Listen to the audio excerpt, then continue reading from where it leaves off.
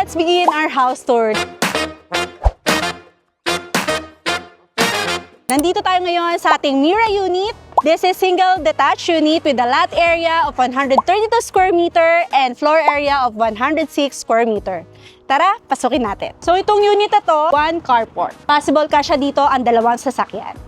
Wow! Napaka-spacious ng ating Mira unit. Dito ang ating living area. And kung mapapansin nyo, itong pinaka nagustuhan ko, yung malaking sliding door na accessible siya sa ating lanay. Ito naman sa ating dining. Dito yung inyong magiging dining space. And ito naman ang ating kitchen area. Kasama na sa turnover ang ating granite countertop. Itong base cabinet, kasama na rin. At itong overhead cabinet natin. So tara, punta naman tayo sa ating toilet and bath. So dito, ganito siya kalawak. And kung mapapansin nyo, kasama na tong rain shower head. And ito na rin ang actual turnover natin sa ating toilet and lavatory. So complete fixtures na ang ating toilet and bath. Dito naman tayo sa ating service room. So kung mapapansin nyo, ang lawak pa nito, kasya pa ang isang single bed dito. Pwede nyo siyang gawing guest room or maid's room. And ito yung pinakamaganda, guys. Ito yung grid type solar panel natin, which is kasama na rin siya sa turnover para mas tipid sa kuryente. And dito naman sa labas, ang ating service area. So, ito naman yung access natin dito sa parking.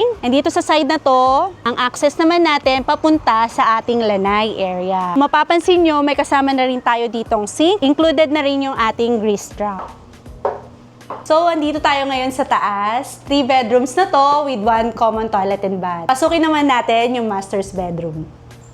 So, ganito siya kalawak. Meron din tayo ditong isang malaking sliding door. Access siya sa inyong sariling balcony. So, ito naman yung big windows natin dito. Ito yung isa sa mga nagustuhan ko kasi sobrang maliwala siya. Isa pa sa nagustuhan ko dito, meron na tayo naka-ready na telephone and internet LAN outlet. So, lahat ng bedrooms merong ganito.